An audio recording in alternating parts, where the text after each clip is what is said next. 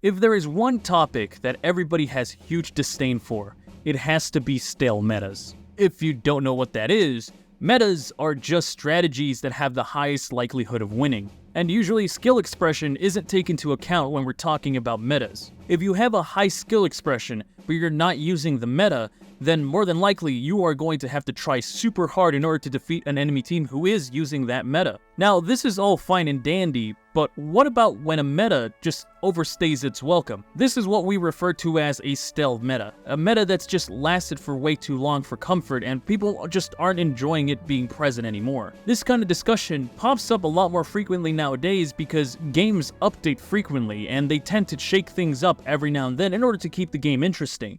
A lot of players just don't like seeing the same thing over and over again. They want to see new strategies or maybe shake the game in a way that's just different. And that's why a lot of players show off their resentment to stale metas. And a lot of game companies comply. They change the meta every now and then by changing values here and there or introducing a new character. But while people express that stale metas are extremely negative for a game, is that necessarily true? And the reason why I bring this up is because Zesty Jesus posted a question on his YouTube channel asking his community, what is a hot take that you might have? And knowing that Zesty Jesus isn't the biggest fan of competitive sixes, I decided to include my hot take, which is stale metas are not inherently bad. But before I elaborate, let me give you a little bit of background about what I'm talking about.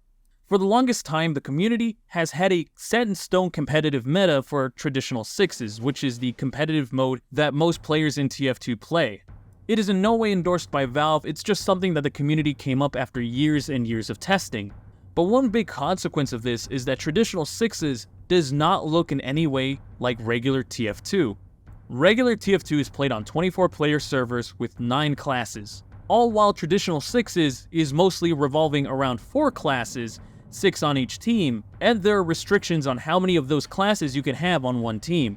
Matches are also played on this game mode known as 5CP primarily, which is not really the most popular in regular TF2. The sixes meta has been morphed into something that looks unrecognizable to the regular TF2 scene. And while yeah, restricting things is not that popular with everybody, one thing that really gets a lot of ire from most players is the fact that the meta really hasn't been changing at all. Sure, every once in a while we do get a weapon that is unbanned because people realize, hey, it's really not that good. But for the most part, sixes has stayed as 2 scouts, 2 soldiers, 1 demo, and 1 medic. And that's because it fits this really fast gameplay style that is reminiscent of a lot of older games. Scout, Soldier, and Demo Man just have so much mobility and so much coverage with their weapons that can be pretty much used in almost all situations, that they elevate the skill ceiling pretty high compared to other classes. It makes everything super dynamic because it's more about skill expression rather than direct counters. And there's a lot of nuance to the gameplay, it isn't just a huge DM fest.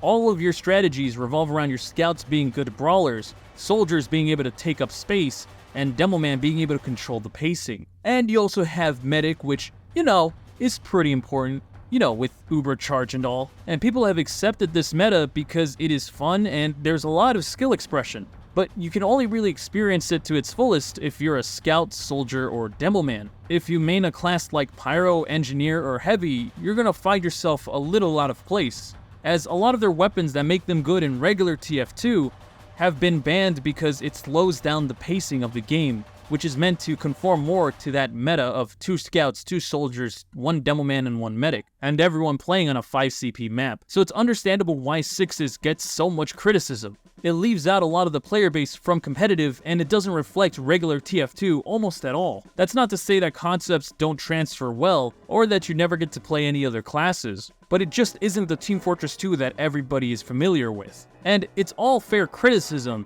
except for one.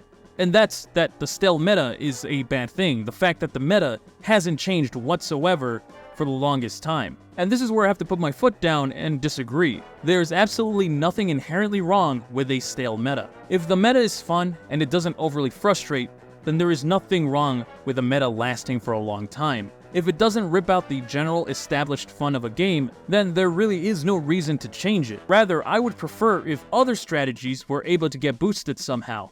Maybe by buffing other ways to play a game. It gives players more options, and honestly, if it isn't broke, Why fix it? Now, there's a good way to do this and a bad way to do this, and if we go back to 6s, let's talk about a bad way to do it. Going back to 6s, let's take a look at Heavy.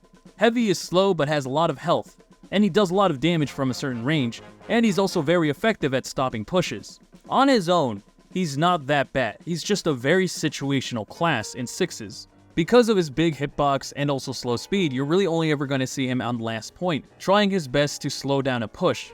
In competitive 6s, he's just not viable. However, Heavy has a couple of unlockables that make him A, sturdier, or B, a lot faster. The Fists of Steel give Heavy a good damage reduction, making him tankier at the expense of not being able to use his primary, while the Gloves of Running Urgently allow Heavy to get to the front lines a lot faster. So why doesn't the community allow these weapons to be used? Well, Heavy is already really good at surviving on last point.